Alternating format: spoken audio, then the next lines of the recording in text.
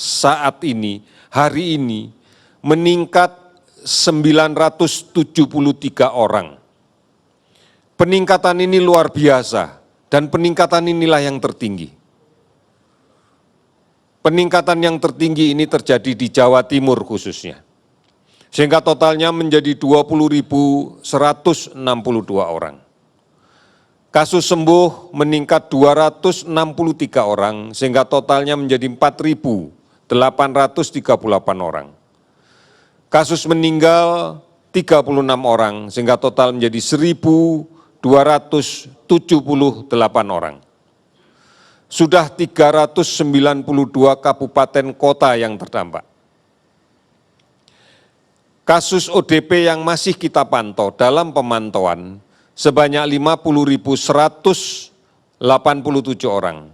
Sementara kasus PDP yang masih kita awasi sebanyak 11.066 orang. Saudara-saudara, peningkatan hari ini adalah peningkatan yang tertinggi.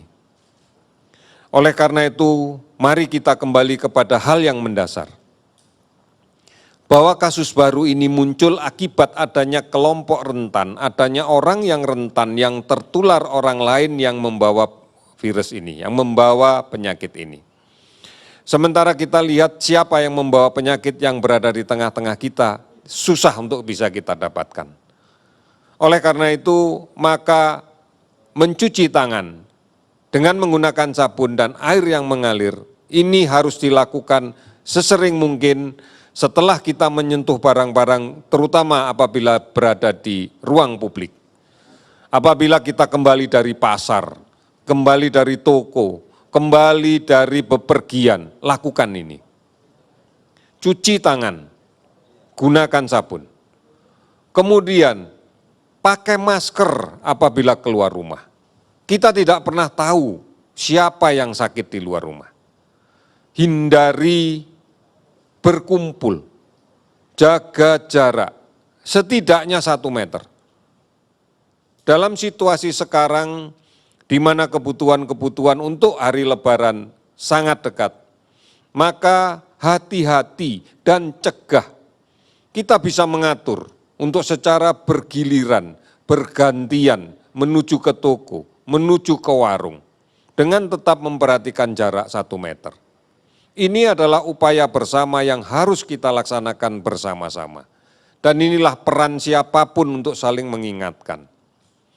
Oleh karena itu, bepergian bukan sebuah pilihan. Karena akan mungkin meningkatkan risiko untuk tertular penyakit ini. Tidak mudik, sekali lagi tidak mudik.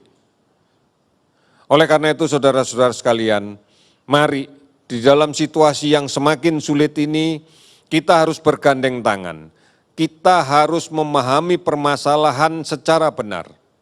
Kita tidak mudah lagi terprovokasi oleh berita-berita yang tidak bisa dipertanggungjawabkan. covid19.go.id telah menyiapkan berita yang cukup.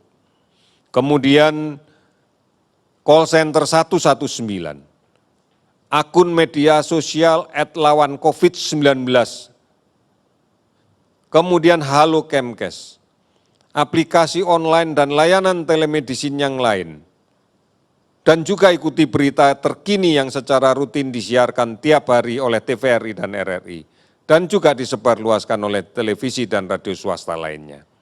Oleh karena itu saudara-saudara sekalian, inilah saatnya kita berperan, inilah saatnya kita berpartisipasi dalam pengendalian COVID-19.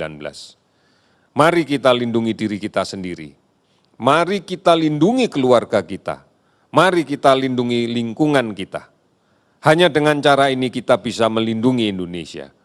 Oleh karena itu, optimisme, disiplin, dan kemudian bekerja sama yang terus-menerus adalah kunci untuk melawan COVID-19 ini.